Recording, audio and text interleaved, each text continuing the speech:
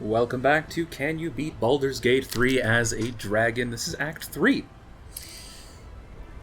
So, with Act 3, there's going to be a couple of actually running into some of the mods that have been enabled, and I spent a lot of time running around the different shops more than the other acts, which means that there's a lot of stuff that gets cut out. And the main goal is to defeat the most difficult bosses. There's a couple of specific bosses that I don't care to fight because at the point where we would fight them, they're not worth fighting anymore. That's mostly Ethel and the Steel Watcher Titan. Not worth going through the trouble of actually getting to them to deal with it. But with that said, thank you for the support on the series so far. It's been honestly fantastic. My channel is very small because I don't really post a lot to YouTube, but this has encouraged me to do more. If you have other suggestions for what to post or what other challenge runs to do, let me know. I have another one that I'm already working on, and it seems like it's going to be a lot of fun. With that said, let's get into it. And the first thing we do when we get to Baldur's Gate is tell a small child that their problems are not our problem and go away. We then watch a housing dispute get settled very easily. Not our problem. And head off to the circus.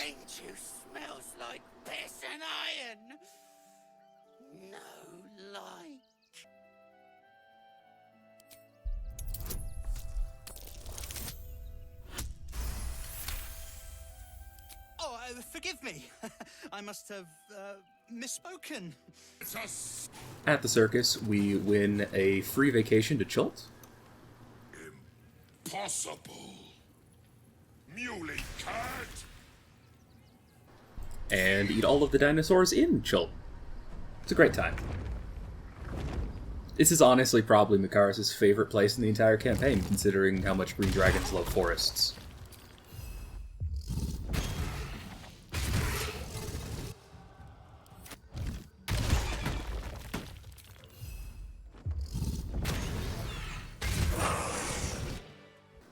We then use our Draconic Lockpicks to acquire Nyrulna, not that we'll be using it.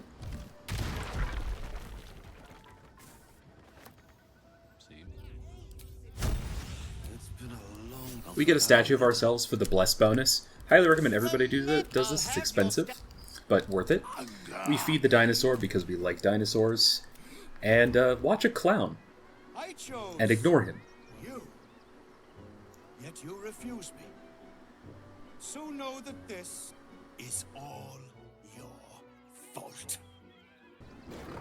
And so the clown kills somebody. So we kill the clown and his insane posse. Weirdly enough, the only bystander who actually survives this fight is the one lady who says that she always knew she would die at a circus. We failed to intimidate a cat. Successfully intimidate an animal abuser. Fine. You think you can... They're a useless bunch of... And then we head down to the beach. Now, I know that this dying Stone Lord thug is actually Orin in disguise, so what I do is I non-lethal the thug, which knocks out Orin. And then you can actually boot Money and her unique armor set off of her, which is actually what we're going to be wearing for a while because the advantage in charisma checks is really, really helpful.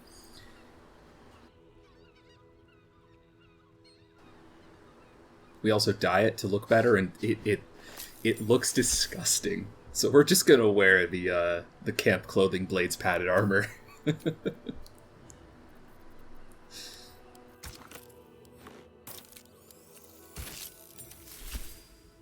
Unfortunately, no matter what you do, you can't actually kill Orin here. I take her to a chasm just to do some testing, and yeah, no, you can't throw her off, nothing works.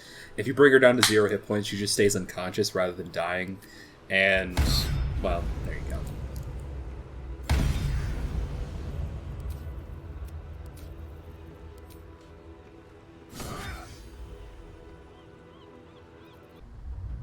We then kill a bunch of thugs on the beach.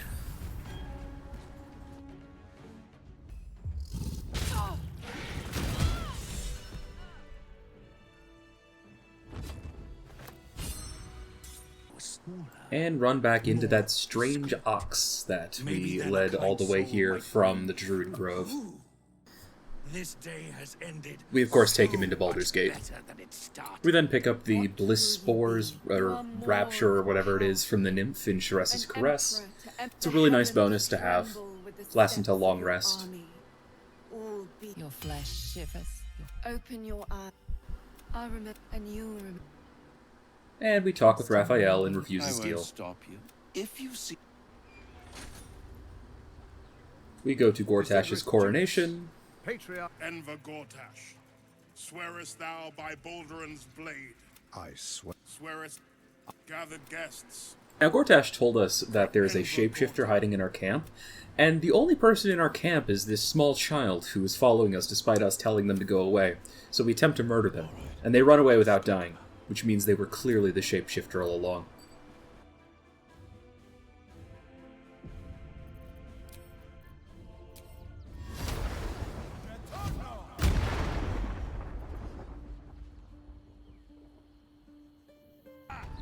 And then we head into Baldur's Gate, which finishes the Strange Ox quest and gives us the Shapeshifter ring, which is one of the only rings that actually benefits us in dragon form.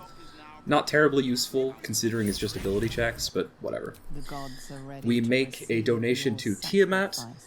I don't remember the exact amount is on Tactician or Honor mode, but I donate like 6,000 and 25 Revivify Scrolls just to make sure we hit the limit. This gives us a bonus that we can get every day from this statue for +2 to all saves.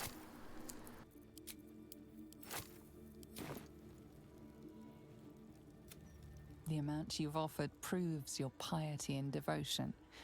You may now pray here once a day for a divine blessing.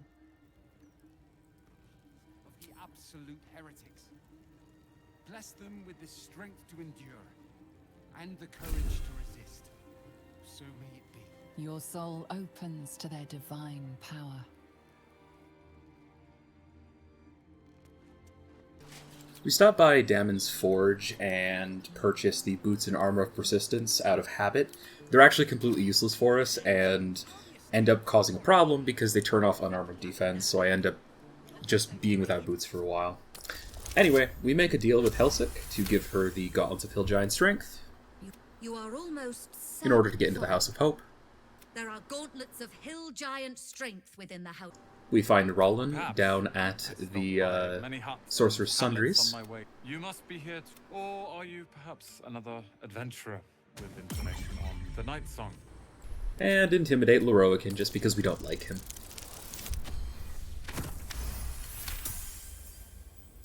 I can see you're in no... So fighting Lorroakin is a little bit annoying because he has immunity to all of the elements, including poison, not acid. Whatever. Doesn't matter. We knock him prone because he's not resistant or immune to physical damages, and that means he can't use his reactions on us. So the fight, honestly, at that point, once we realize we can do that, is kind of a joke. The elementals don't do enough damage to matter, and Lorroakin can't do anything, especially once I knock him down to the lower level, and he's separated from everything else, so we just beat him to death down there. And after that, it's just cleanup.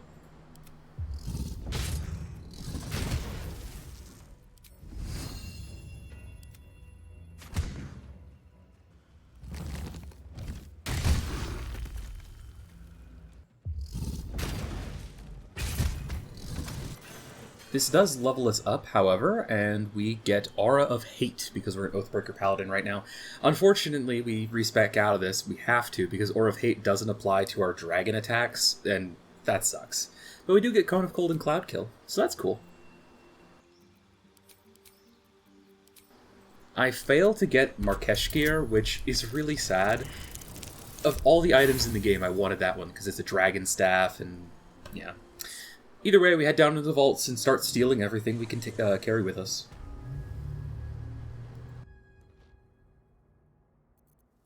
We send Scratch into the lamp. The Djinn in the lamp, I actually really respect him because he's a really cool dude when you tell him what you did.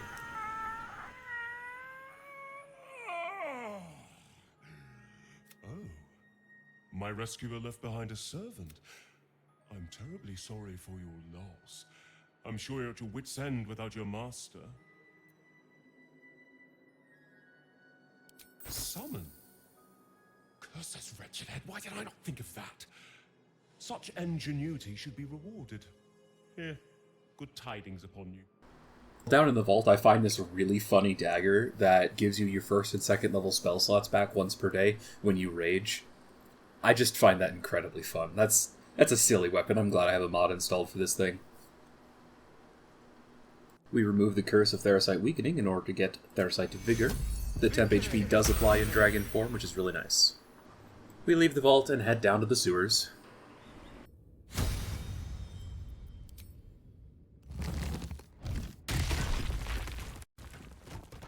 Where we find the small child that's actually a shapeshifter, and attempt to kill her using the same trick that we did on the Stone Lord Thug.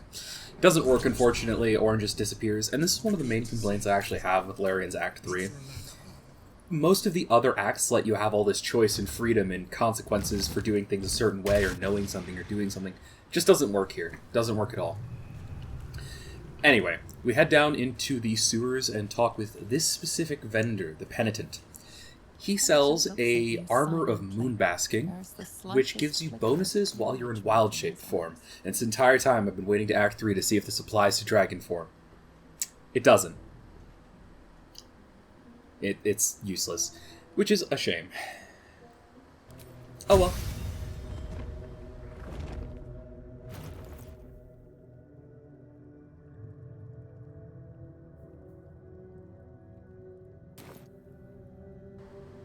We head back into the sewers.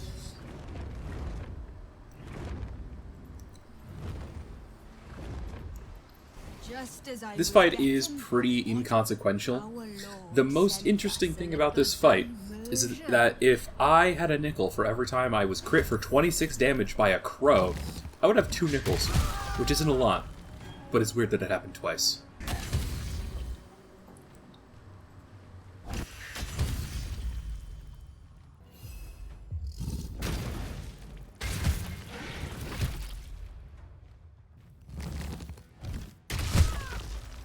We head back topside and see some people about to murder Volo. Don't just stand there. Help me, goddammit! Help! No! We let them murder Volo. No! I take it Then, in a remarkable display of intelligence, while we are looting Volo, 2 of the members of the crowd walk through the fire and die. I don't even understand how that happens.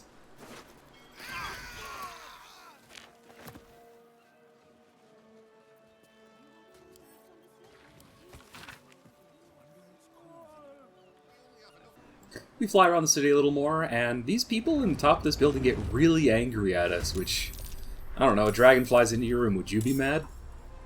Anyway, we kill everybody in the fireworks factory.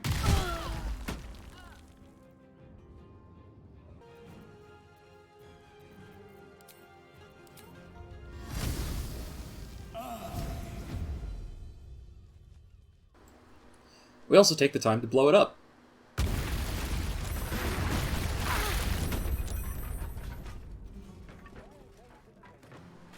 Twice, even.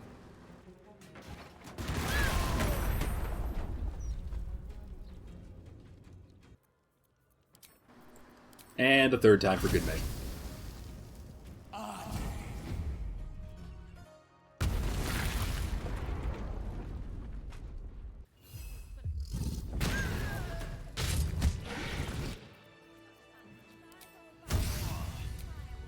I'll fill that one later. We head down to the gate that actually leads into the High City in order to visit this gem shop. Now, she sells a lot of necklaces and rings in the base game, but not really any of them are magical. But thanks to the mod that adds a bunch of ancient jewelry with magical properties, she actually sells some pretty cool stuff. Of particular note here is the Court Swordmaster ring or whatever it is, and the Worn Witches emblem. Unfortunately, gear doesn't really matter to us, like I've said, because we just can't use it in dragon form, but I love this mod, and this shop is amazing with these mods active. It's well worth the time, and I think that's a great addition.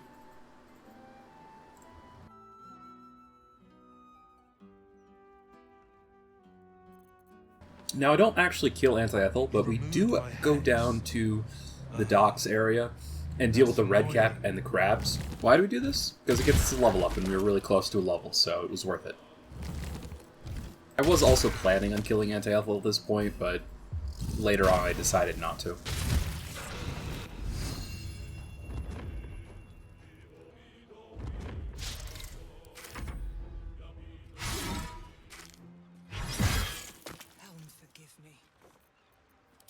So this gives us level 8 Paladin, as well as Disintegrate, Autolukes, and Chain Lightning from our race. Huge. We take Savage Attacker as our feat from level 8 Paladin.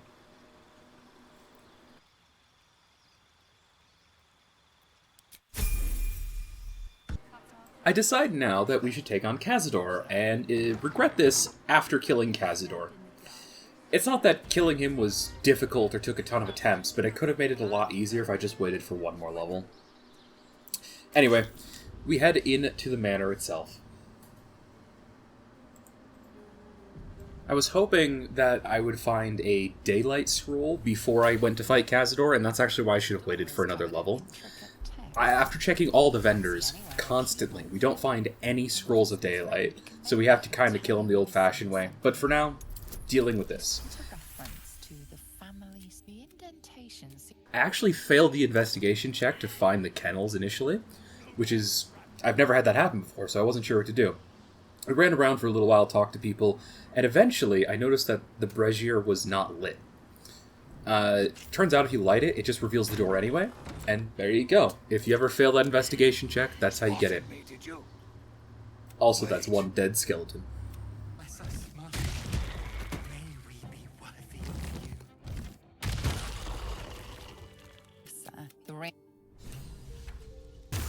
We head into the ballroom and kill everyone in there. And you may notice, if you're paying close attention, that the werewolves are actually immune to all forms of non-magical physical attacks. And our melee weapons in dragon form are all considered non-magical. So this means that we have to kill them with poison. If they were immune to poison, we'd be in some big trouble.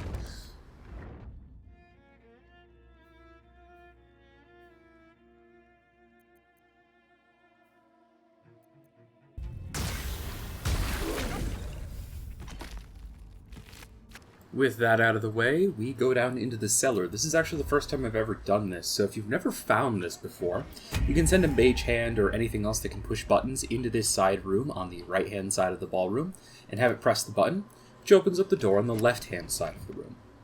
I have a lot on my mind, and, well, in it. Once you're in the left-hand room, you can move the chest to reveal a hidden hatch. And down that hatch there are some pressure plate puzzles, which are not terribly complicated, but are pretty cool.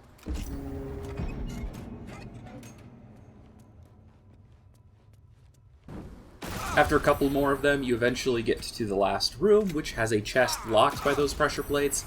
You do one more of them, and inside is a bunch of junk.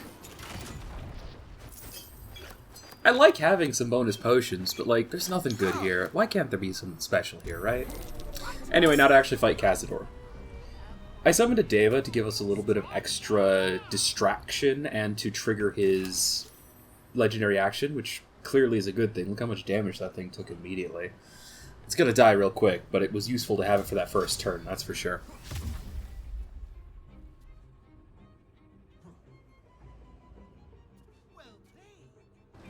Also, here's Zombie Astarion.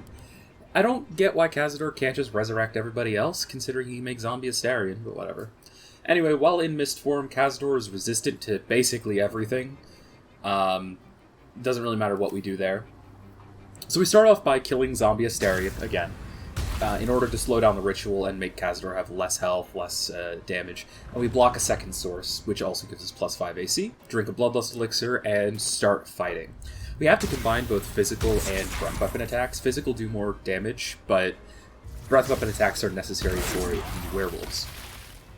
And so we just go at it, and this fight takes a very long time.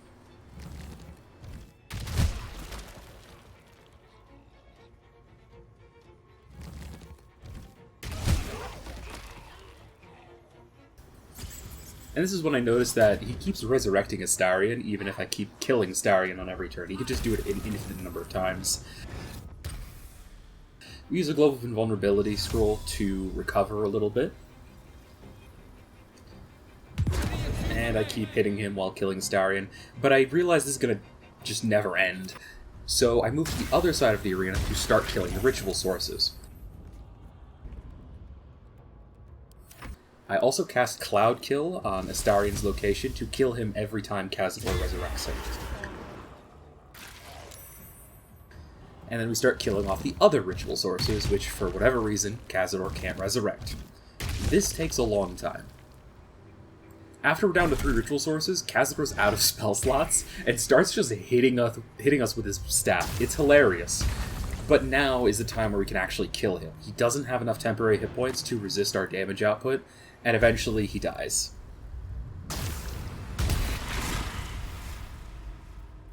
We stab him in his coffin just to be sure.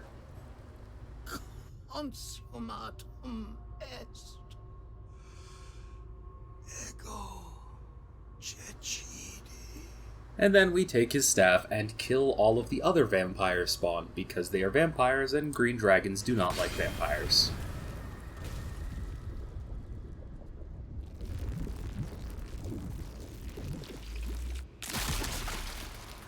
Nothing remains now. Cazador and his machinations are naught but dust. We talk to the spawn that were part of the ritual and tell them we're going to kill them too. I technically break the rules of the challenge a little bit here to kill them without using dragon form because I didn't have a chance to rest first, but I didn't want to do the Cazador fight again for one. I didn't care about running away, and this is 3 unarmed vampires spawn fighting a high-level paladin. They never stood a chance, even against our undragonized form. It was not worth going dragon form to kill these 3.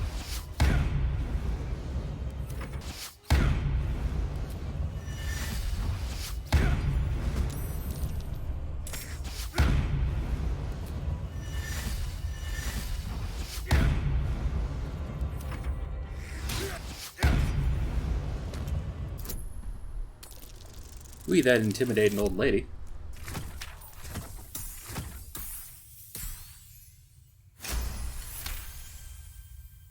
None of us need resort to harsh words. We are still friends here. And head down to the counting house to do the guild quest. We persuade our way in, thanks to the advantage from the armor that we got from Orin. Fine. And I gotta give credit to the cash guards during the fight that happens down in the vaults. They hold their own really well. If they had like 2, maybe 3 more, they actually could win this fight every time, and that's fairly impressive given they're just guards.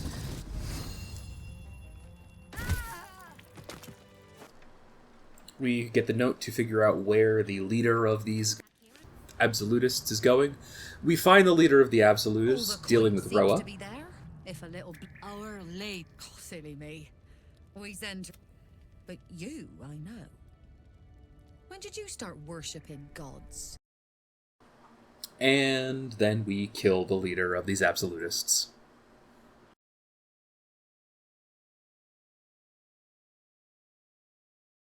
We follow Roa back to the guild, and side with the Zhentarim for 2 reasons. 1, I've never done it before, and 2, the Zhentarim make better deals. No matter.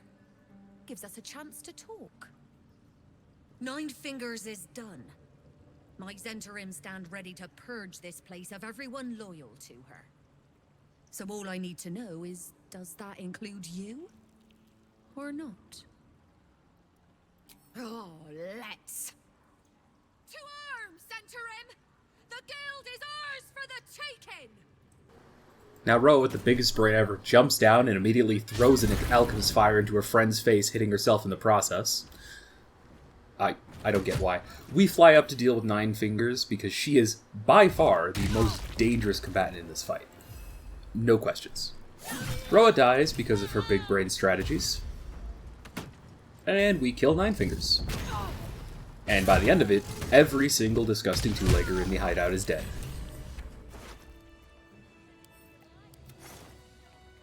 We head up to go to the House of Hope and deal with Raphael now, because who cares about the Thieves Guild? They're all dead. We talk with Hope. It's so good to see you again. I can't tell you how glad I am. I'm sure a locked door can't stop a brave adventure like... Get our disguise because it's really the only safe way into the house. And go and fight Harlot. Why are you here, little thief?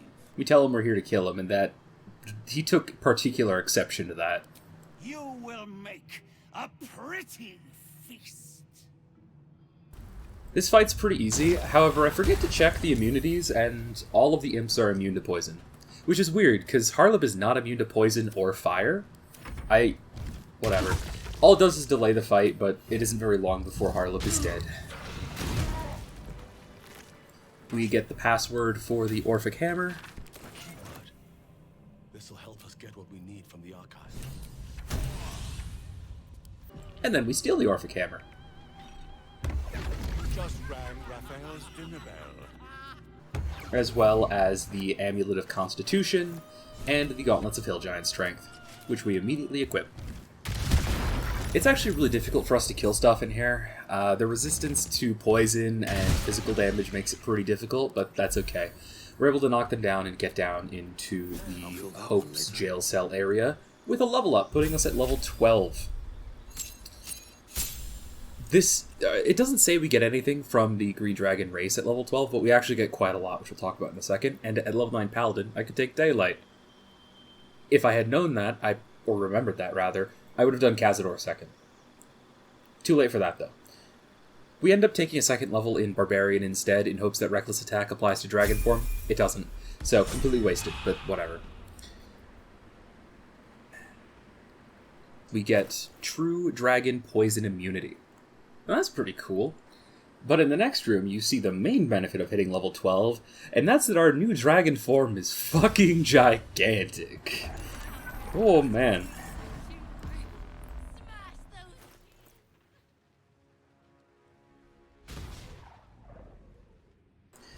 This fight isn't particularly difficult.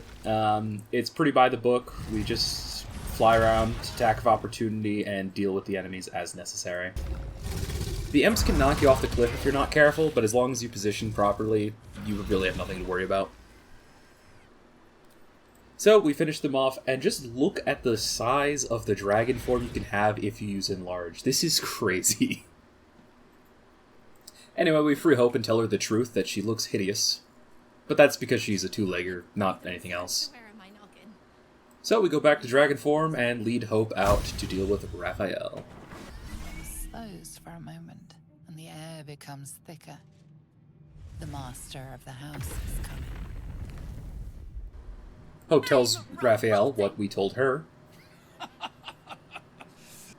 And we fail to persuade Yurgir, rolling a 19 instead of a 20, which would have succeeded. Pay attention, this comes back later as well. This fight's actually really, really cool.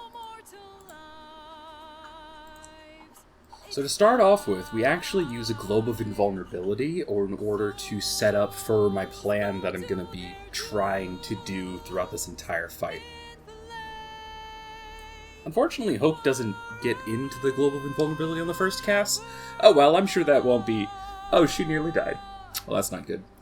I have her heal up and get into the bubble, but that shows how fragile she is here, and that's a problem.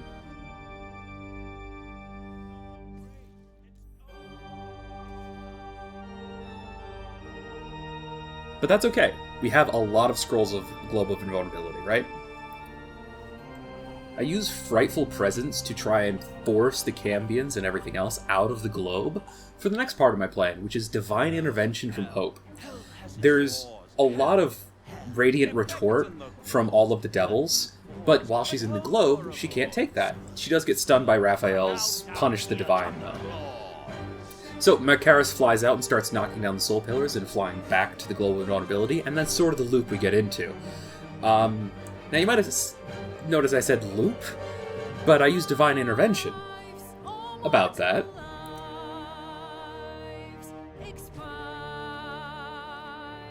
For whatever reason, Hope's Divine Intervention doesn't go away on her first use, so she gets to use it again. And I notice this when it gets back to her turn. I'm very confused for a moment, but I use it again, and it works again. Fools, fools, how hard you have fought.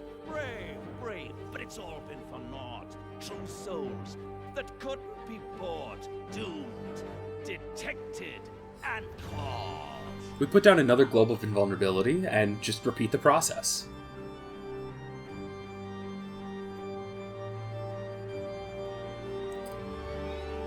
No more deals, it's over. The final act, you're doomed. So she uses Divine No more Intervention. grace, Again. It's over. This house of hope. And I'm trying to figure out why she gets to use it over and over again, but I'm not going to complain about it.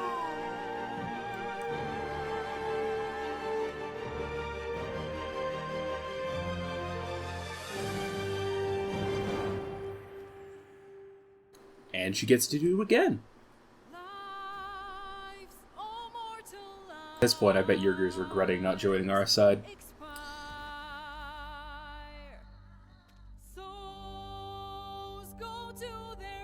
And once again, Divine Intervention, Radiant damage, everybody.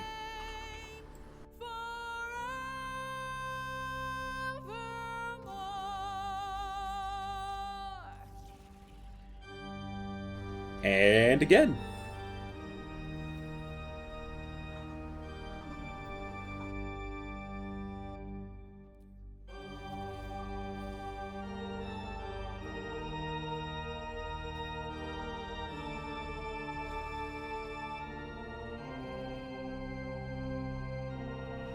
Now, that last one was actually the last time she could use it, and I still have no idea why. My best guess is it had something to do with Yrgir, because when he died, she stopped getting it refreshed. Maybe it was his legendary action, the Hunter thing? Whatever, it doesn't really matter. We keep knocking out the last of the Soul Pillars, and it's really just a single Cambion and Raphael left. Unfortunately, I make a mistake and push Hope out of the bubble of invulnerability. But it's just one turn, and she got one shot. I couldn't react to this. There was nothing I could actually do to save her here. Not that Mikaris really cared if she lived or died, but I was kind of feeling like she should survive, considering. But at least I end up getting the best shield in the game because she died. Anyway, we beat up Raphael. He honestly can't do anything at this point. He has a low wisdom save, so we end up going into a loop, after collecting Hope's shield, of using Frightful Presence, and then just knocking him prone constantly. So he can't react, he can't counter, he can't charm us, and most importantly, he's just spending his turns running away because of the Fearful debuff.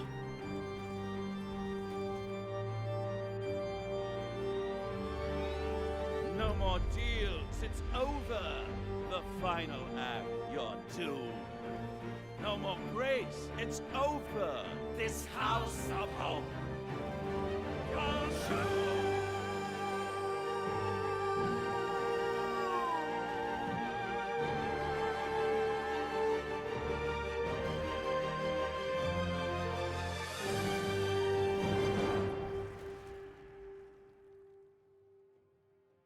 Lives, all mortal lives, expire. And with that, Raphael is dead. Go to their dooms in flame forever.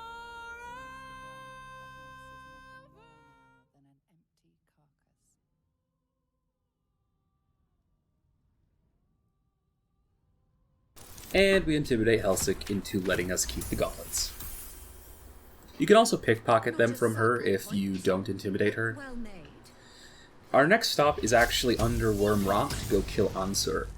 Ansur is one of the more difficult bosses in Act 3, which is why he was on the list initially, but also he's a dragon boss, and I kind of had this idea that if we run into a dragon, we're going to try and kill it. The puzzles are easy enough. Remove Curse, put the painting of the cell in the right spot, Justice, or something.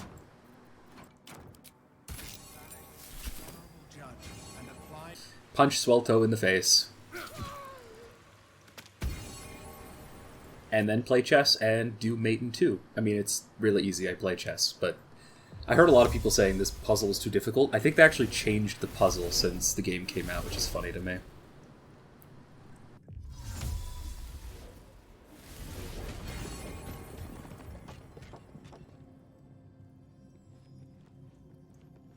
This is actually the easiest challenge because all we do is put up a globe of invulnerability and just stand there while the elementals can't do anything to us. It's very funny. We have to put down a second one because it's 4 turns and globes only last for 3, but still, it's very funny. And then we go to fight Anor. The great worm is nothing but bone and memories.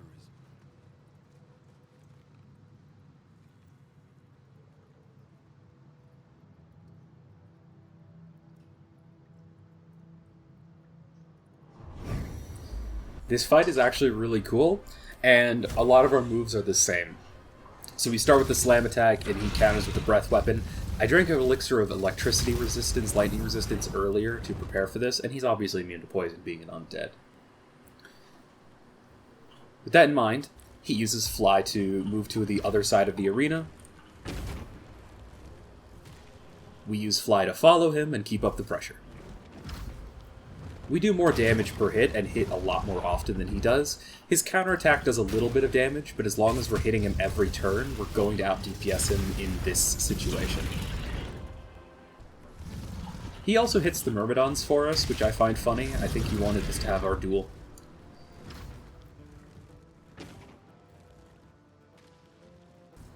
This continues on for some time. The pattern remains the same. We go in with a multi-attack to set him on fire, and then follow up with a slam.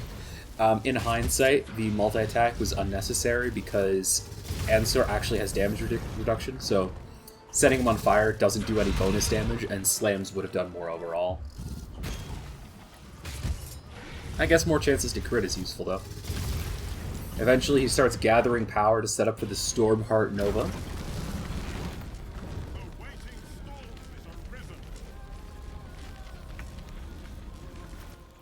And we use our signature move, Globe of Invulnerability. The first one knocks us prone, which I'm not really sure why, but it doesn't matter. And now, we get to fight in the rain. I really like the aesthetics of this duel, too. The 2 dragons fighting each other in the rain and storm is just so awesome. Anyway, we keep an eye on the ability for him to start storing energy instead of dying the first time he gets reduced to 0 hit points, and keep fighting him.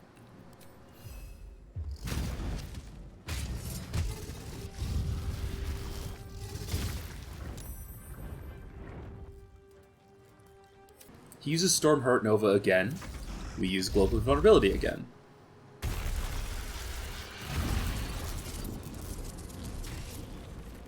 He uses Stormheart Nova a 3rd time, and he used Global Invulnerability a 3rd time.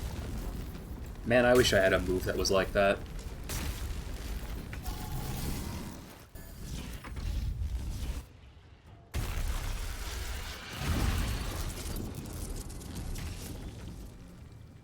And then we activate his resistance, his final stand, but we don't have an action to cast Global Vulnerability. I try and fly behind some of the crystals to block it, but I can't hide behind these ones, or I'm just not in a position for it, and we get hit by it.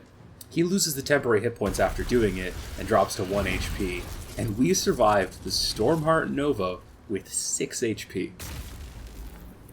We fly back into the fight against Anor one last time, and 6 health versus 1, with our turn priority, we finish him off.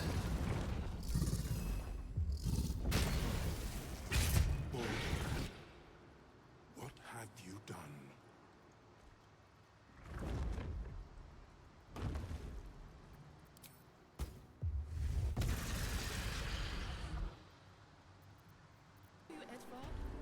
We then go to deal with the whole Murders in Baldur's Gate questline to fight Sarok next. This is my second part where I really hate Larian's decisions in some parts of this. Dolar uses his once per day item to cast Dimension Door, and I counterspell it. What does he do on his next turn after I make him become visible with a breath weapon? He uses his once per day item a 2nd time to teleport away. What is this bullshit? Whatever. We clean up the fight. It's basically pointless to talk about it. They're nothing. They're very, very weak enemies at this point. And we go to find Dolar at his next stop. A challenger. He gets slapped pretty hard.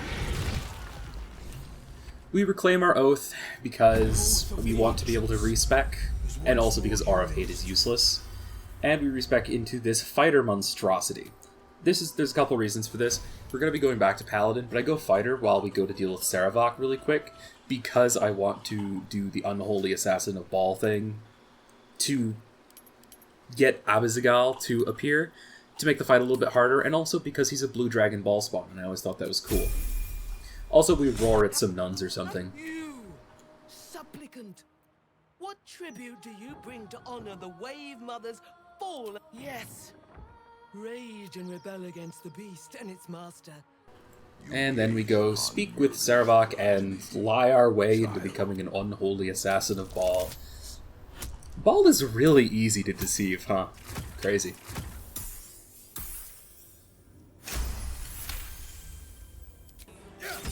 Anyway, we stab an elephant. And that's it. We become an Unholy Assassin of Ball. Great. Baptized in your most wretched name, a new Unholy Assassin. This puts Abizagal in the throne room, and you can see he has some things going on, and also gives Sarok a buff when he dies. Cool.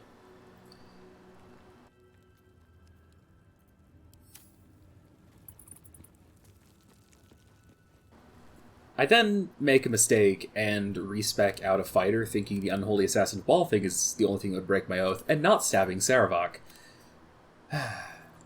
It's fine.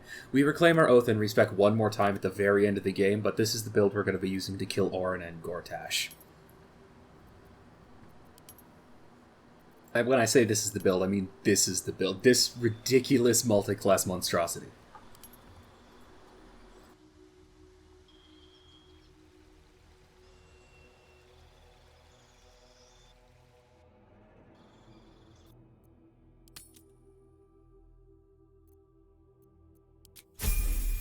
So we start the fight against Sarok, and because this was an unprovoked attack, this is technically an oath break. I find that to be kind of bullshit, considering we're beating up murderers and assassins, but whatever. At first I consider trying to kill the ghosts first, but I decide against it after a little bit because they are immune to prone and we can't really kill them very easily. Instead, I just start beating on Abizagal right next to Sarok, because Sarok has a Sanctuary caster, and he dies really quick.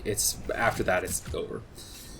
We head down into the Temple of Ball and use Magic Missile to remove the Unstoppable from the ghost in there. And once that's done, it dies. Fight's over instantly.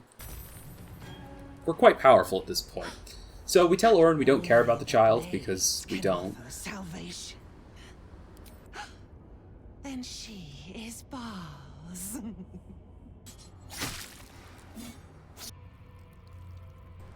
Orin transforms into her fight form.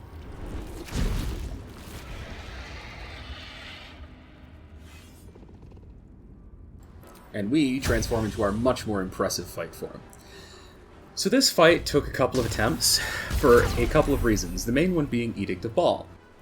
I hit Orin and use a speed potion initially and run up to hit her to trigger her reaction to turn off Edict of Ball, but I knock her prone, meaning she can't use her legendary action, and I realize this, and I realize I'm going to have to kill somebody on my turn or I die instantly.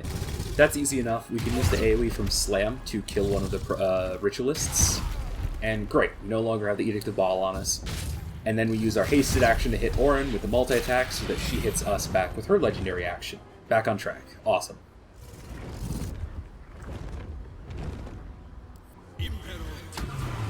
But we get slowed. And in getting hit with slow, we get lethargic because it cancels the speed potion, and we get hit with the Edict of Ball again. So we have to go over and kill the Invoker to remove slow and also get rid of the Edict.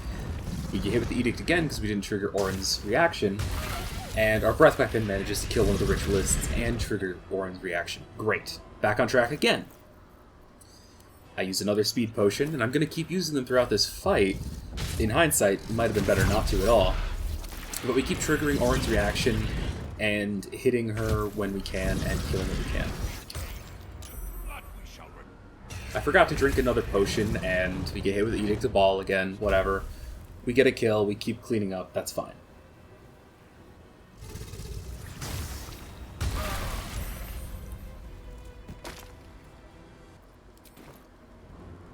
I also really like this strategy here. I put a potion on the ground and attack it in order to hit the nearby ritualist and get the heal when we break the potion. This is because they have Sanctuary, so we can't target them directly, so I find that to be quite useful. Keep that in mind if you ever have issues with Sanctuary. But then Piercing Growl happens, and I didn't think anything of this move initially. But then, when it gets to my turn, we're fearful, and we fly away, meaning we don't get a turn. Now weirdly, we don't get hit with Edict of Ball the first time we run away, but the second time we do get hit with Edict of Ball, and then our haste potion runs out and we die instantly, because of Lethargic not letting us kill anyone on our turn. This made me a little mad, I'm gonna be honest. I actually quit the game for a couple hours and came back to this fight later. Our second attempt actually ends the exact same way.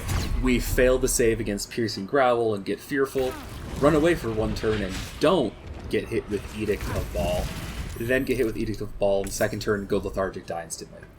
The third time I did a little bit more preparation. Also here's me showing off the Sanctuary target again, just to show this sort of AoE thing where you can target something next to it. If you ever have an AoE attack like that. Alright. We get hit with the Piercing Growl on the third attempt as well.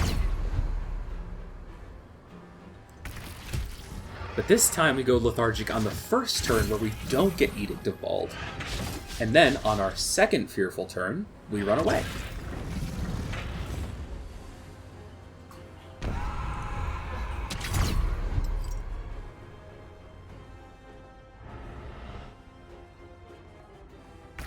Of course, the running away does get us hit with the Edict of Ball, but that's okay. We still have one more Ritualist who we kill right now, which removes Edict of Ball, and also ends the ritual. And now it's a one-on-one against Orin. So what do? We fly to the staircase outside of the arena. Orin takes this time while we're outside of the arena to resurrect a bunch of the fallen bodies as skeletons, but we're not going back into that arena. Because while we're this far out, we can't be hit by the Edict of Ball. So we don't need to worry about killing anything. Instead, we just hit her with more breath weapons to lure her up the stairs, and then fight her in a duel up at the top of the stairs without the help of Daddy Ball. Which, by the way, terrible name for a god. It leads to terrible, terrible things. Anyway, simple enough. Orin stands no chance in this 1v1. She just gets slaughtered. We do get frightened once, but that means something.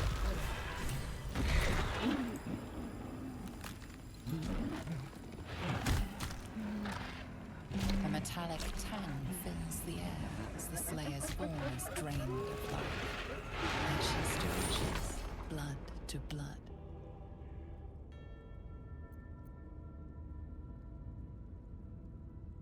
And this levels us up to level 13. Yes, you heard me, level 13. If you weren't listening, one of the mods I have installed allows you to level up to 20.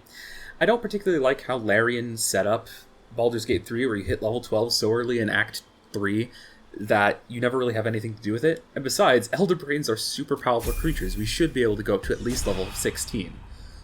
It's fine, though. It doesn't really matter, and that's kind of one of the reasons I don't bother killing Ethel. We're already over-leveled.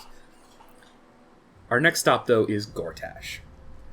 And just a little bit of a side note here, Mikaris would actually probably ally with Gortash if I was playing this purely for the You have the Netherstones. Role-playing purposes. But I decide I want to kill him because I want to fight him at his full strength. Hand me the Netherstones, and we will rule though I as also know that Mikaris would never give him the stones, which actually turns out to be a good thing. Apparently it was a test. I've never done this route before. I'm not here for games. Hand me the stones, or face the black hand of Lord Bane.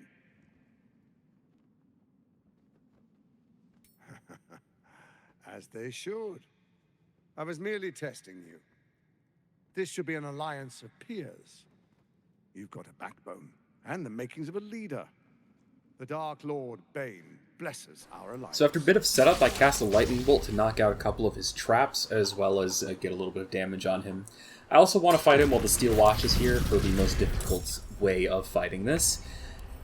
But the fight ends up not being terribly difficult. Chain Lightning is really strong. Eventually, though, Gortash goes Super Saiyan and decides he can throw hands with a dragon. he is wrong about this and gets very, very squished.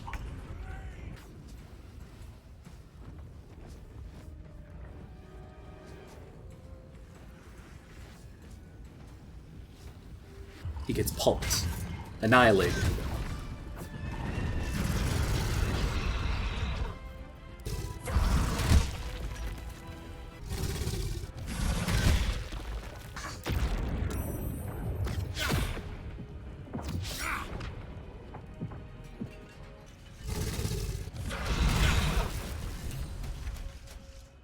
We collect his netherstone and get our last respec. This respec doesn't change a lot, but it mainly fixes our stats here. Because we don't need any constitution, we don't need any strength, and we don't need any int. Because we are wearing items to patch up all of those weaknesses in our base form, and in our dragon form, those stats get boosted anyway.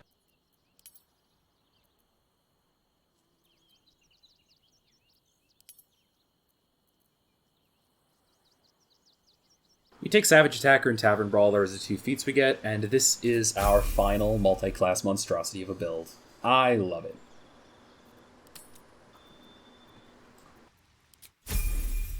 We get in the boat to head down to the Morphic Pool, and this is a fun time to mention that green dragons are amphibious. We could actually just swim there. They can also breathe underwater.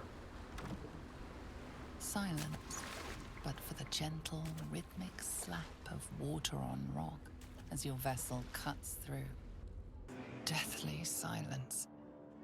The air is stale and putrid. It's close. Fun fact, an actual Elder Brain in D&D lore is a large creature, or the size of an ogre, give or take. This one is much, much bigger. We get a natural 20 on the check that is DC 30, and a 19 on the check that is DC 99. Like I said, this would come back, meaning we pass the one that doesn't matter and fail the one that does. It doesn't matter that much. Oh well. The Emperor saves us from dying, as he does.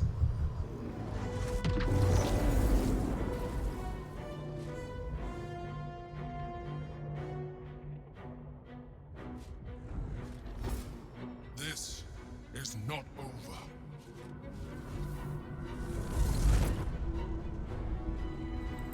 We give the stones to the Emperor to use because we do not want to become a Mind Flayer. The only thing worse than a dirty two-legger is a dirty squid. To face the brain.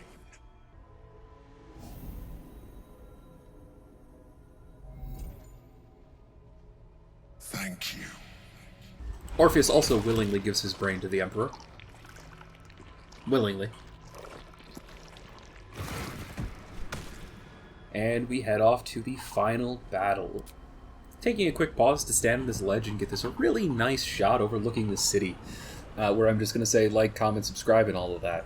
Yep, that's all. Unfortunately, a weird thing happens while we're standing here, and the animations for the idle dragon actually just stop, so I can't hold this pose as long as I wanted, and the looping doesn't really work properly, so...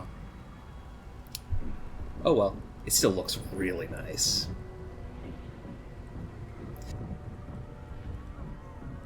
We meet the city's defenders, and... Late, friend. This is the one you spoke of. The very same. The one who comes to save the city. He was not expecting the savior of Baldur's Gate to be accompanied. The fact that this man is more worried about the Mind Flayer than the green dragon walking into the room is a little funny to me. Anyway, we give them a speech.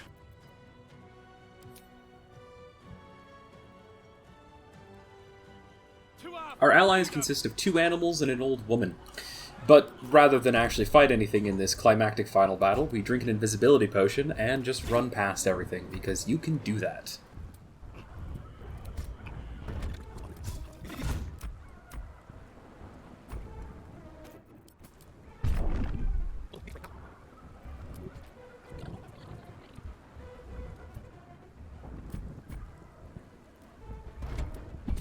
We see Tom and his boys taking out a Mind Flayer Nautiloid.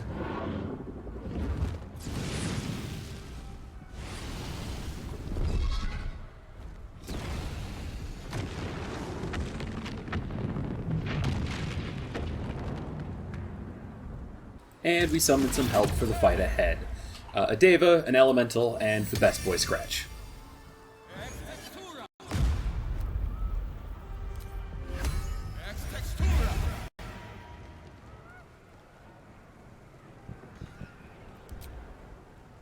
Unfortunately, it looks like our brother Tom has been mind-controlled by the Nether Brain, so we're going to have to kill him.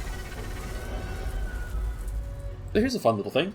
If you didn't know, if you use the Tab button to open the inventory screen for the party, the Emperor can actually cast scrolls for you. So this means that you can cast Globes of Invulnerability or anything else. My biggest mistake during this first attempt, though, is actually underestimating the Mind Flayer Arcanists up on the ledge, as they just keep shooting magic missiles. The bastards.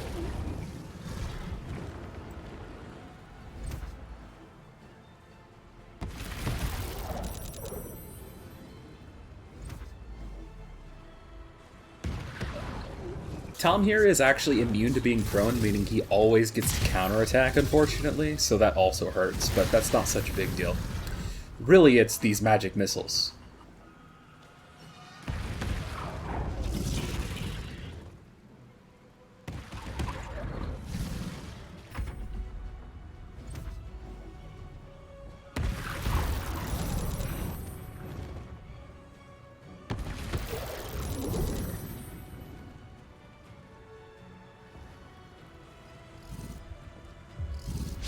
And thanks to them, the Crown is able to finish us off.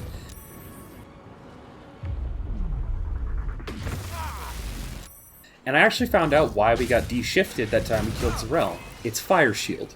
I don't know why, but if you melee a Fire Shield and the person dies while you're in dragon form, you get switched back into your humanoid form. The only way to then get dragon form back is to take a nap using a potion, which is best done in the Globe of Invulnerability.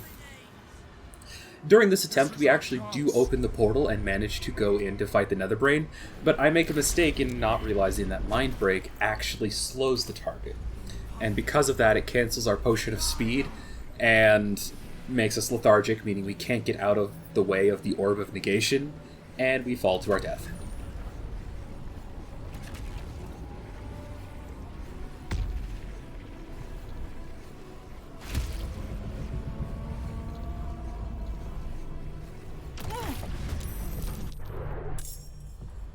Attempt 3, we kill the Mind Flayer Arcanist with the Breath Weapon instead of melee to preserve our dragon form, as well as using a Bloodlust Elixir to get free breath attacks on Tom. And before long, we outduel Tom. Unfortunately, despite being a dragon, he didn't really hoard much, so he didn't have anything cool on him. So what's the plan for actually killing the brain? Simple. Disintegrate spam. Now, it gets Aegis to the Absolute, so it becomes immune to a damage type after it's taken that for one round, but I can alternate that. So the plan is to alternate between Disintegrate casts and melee attacks, because melee can do a lot as well, as you can see here. Unfortunately, Mind Break makes that a little bit more difficult, because I lose haste, and that means it's going to knock out all the platforms next to it. Pain. And then I make a mistake and get too close. I can't fly back to safety here, and I'm gonna fall and die. So the Emperor sacrifices himself to use a Scroll of Haste so that Makaris can fly back to safety after casting one more spell to do some damage to the brain.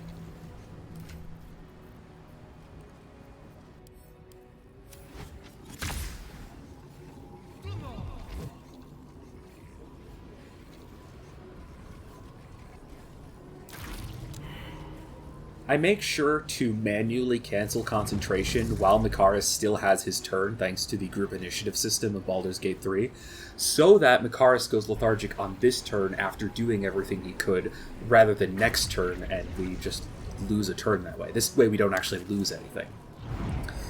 But the Emperor didn't have any more movement himself, and falls to his death. So next turn, it's immune to force damage, so we use Chain Lightning instead. Chain Lightning is also Dex save, and the brain's Dex save is terrible. It's like a +1. It's basically worthless. And this leaves the brain on 55 HP. Now that's within range of our breath weapon.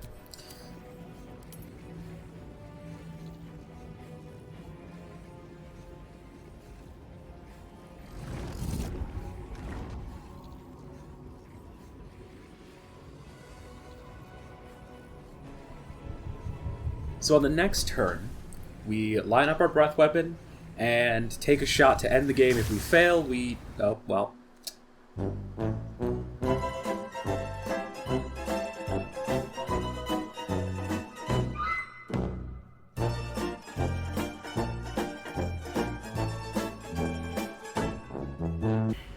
Luckily, the mind break fails, so we can actually drink a potion of speed and finish the brain off with the weakest poison spell in the game, Ray of Sickness.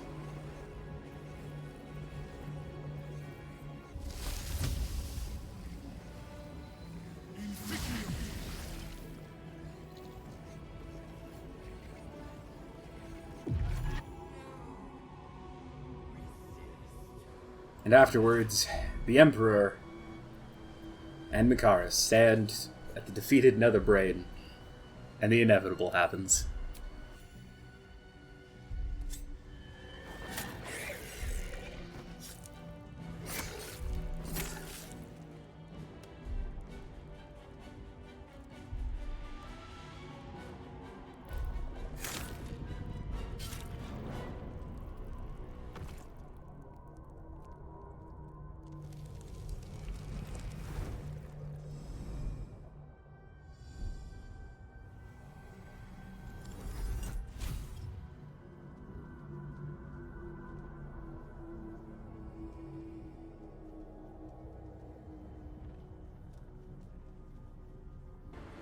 And so Mikaris takes over the Sword Coast. He may hate squids, but, well, they're useful when they're under your control. I would like to once again remind everybody that a normal Elder Brain is large size, or about the size of an ogre.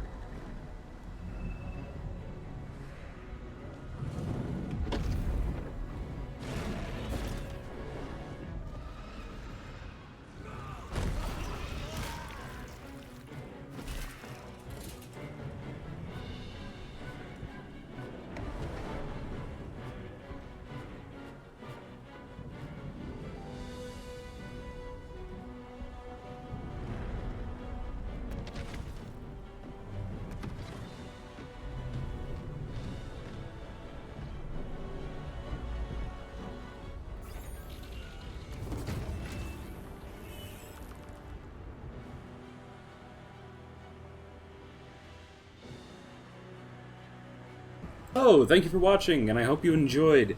This was quite a large project, and it was the first time I've actually really edited videos and added voiceover and post or done anything like that. So it was a bit much for me, to say the least.